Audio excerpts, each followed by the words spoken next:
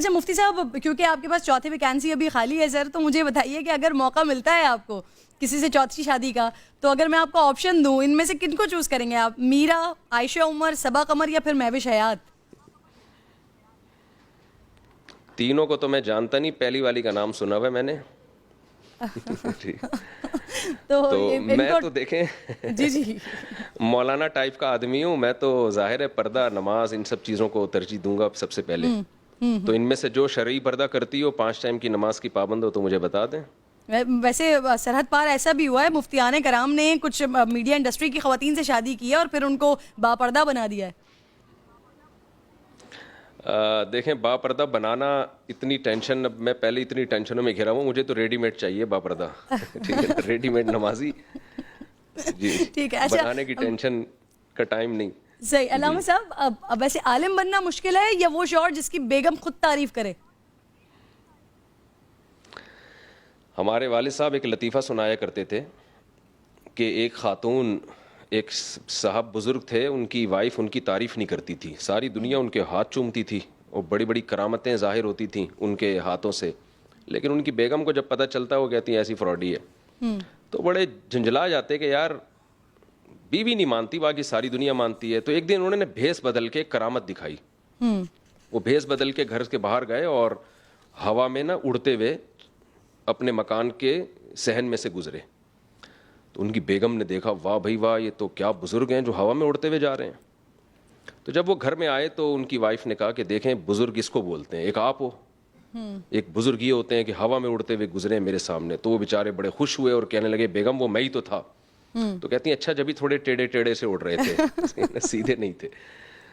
تو انسان گھر کے باہر ہیرو ہوتا ہے، گھر میں کوئی ہیرو نہیں ہوتا. ایک انگریز نے لکھا ہے کہ صرف محمد صلی اللہ علیہ وسلم کی شخصیت ایسی تھی، یہ آپ کا معجزہ تھا، یہ آپ کی ایک کمال تھا کہ آپ گھر کے باہر بھی ہیرو اور گھر میں بھی ہیرو. تو بیگم سے کے زبان سے اپنی تعریف نکلوانا اونٹ کو رکشے میں بٹھانے سے زیادہ مشکل ہے. صحیح. اچھا مجھے یہ بتائیے مفتی صاحب، آپ 4 شادیوں کی سر بات کرتے ہیں، سر پہلی بیوی کے ہوتے ہوئے دوسری شادی نہ کرنا بھی تو سنت ہے؟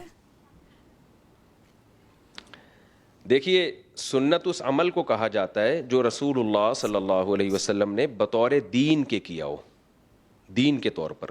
اس کی میں ایک مثال دیتا ہوں. جو کی روٹی آپ صلی اللہ علیہ وسلم نے کھائی ہے، لیکن جو کی روٹی کو ہم دینی سنت نہیں کہہ سکتے، اس لیے کہ کلچر تھا. آپ صلی اللہ علیہ وسلم نے اونٹ کا گوشت کھایا ہے، لیکن ہم اس کو ایز دینی سنت نہیں کہہ سکتے، اس لیے کہ کلچر تھا. صحیح.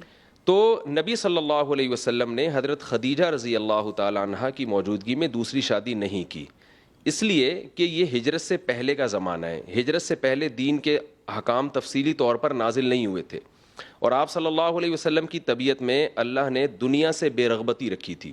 یہی وجہ ہے کہ آپ نے 25 سال کی عمر میں ایک بیوہ سے شادی کی ہے جو 2 دفعہ بیوہ ہو چکی ہیں. حالانکہ عرب کے کلچر میں یہ نہیں تھا، عرب تو جوانی میں کئی بیویاں رکھا کرتے تھے، اور آپ صلی اللہ علیہ وسلم نے 49 یا 50 سال کی عمر تک نکاح نہیں کیا. تو اس کے بعد جب ہجرت کا زمانہ قریب آیا ہے نا، تو پھر آپ صلی اللہ علیہ وسلم نے کثرت سے نکاح کیے. تو یہ بتانے کے لیے کہ نبی صلی اللہ علیہ وسلم اگر نبوت سے پہلے زیادہ شادیاں کرتے تو لوگ اس کو کلچر کا حصہ سمجھتے. لوگ سمجھتے کہ آپ صلی اللہ علیہ وسلم کو نکاح کی طرف رغبت ایک قدرتی رغبت تھی آپ کو، یہ عرب کے کلچر کو آپ نے فالو کیا ہے. تو آپ صلی اللہ علیہ وسلم نے ہجرت سے پہلے کلچر کی مخالفت کی ہے. عرب کا کلچر تھا زیادہ شادیاں کا، آپ نے اس کی مخالفت کی، اور ہجرت کے بعد آپ نے زیادہ شادیاں کر کے یہ بتایا کہ میں جو نکاح کی کثرت کر رہا ہوں یہ اسلام کے حکم کی وجہ سے کر رہا ہوں، عرب کے کلچر کو فالو نہیں کر رہا. علامہ صاحب بتایا تو یہ جاتا ہے کہ اماں خدیجہ رضی اللہ تعالیٰ عنہا سے اتنی محبت کرتے تھے آقا علیہ الصلوۃ والسلام کے اس وجہ سے کہ جب تک وہ حیات تھیں تب تک آپ نے دوسرا نکاح نہیں کیا. نہیں، یہ اس کی کوئی ہمارے پاس اوتھینٹک دلیل نہیں ہے. حضرت عائشہ رضی اللہ تعالی عنہا سے نبی کو بہت زیادہ محبت تھی جیسے حضرت خدیجہ سے تھی. اور ایک روایت میں ہے کہ آپ صلی اللہ علیہ وسلم نے فرمایا جیسے سرید کو تمام کھانوں میں فضیلت ہے ایک، اسی طرح عائشہ کو بھی تمام عورتوں پہ فضیلت ہے. تو امی عائشہ سے بھی بے پناہ محبت تھی آپ صلی اللہ علیہ وسلم کو، اس کے باوجود ان پر اتنی ساری شادیاں کی ہیں. یہ قرآن کی جو آیت ہے نا، یہ جو لوگ سوال کرتے ہیں کہ یار میری پہلی بیوی میں خرابی کیا کہ میں دوسری شادی کروں، یہ بالکل ایک غلط اعتراض ہے. قرآن کے الفاظ ہیں فَانْكِحُوا مَا طَابَ لَكُم مِّنَ النِّسَاءِ مَثْنَىٰ وَثُلَاثَ وَرُبَاع، جو عورتیں تمہیں پسند ہو ان میں سے 2 3 4 سے کرو. تو اس میں اللہ نے بتا دیا کہ چاروں پسندیدہ ہونی چاہیے. یہ نہیں کہا کہ جو ناپسند ہو تو ان سے کرو. تو پہلی پسندیدہ ہوگی, آپ کی فیوریٹ ہوگی, اس کے بعد آپ دوسری کریں, اس کے بعد آپ تیسری کریں, اس کے بعد آپ چوتھی کریں. تو چاروں پسندیدہ ہی ہونی چاہیے.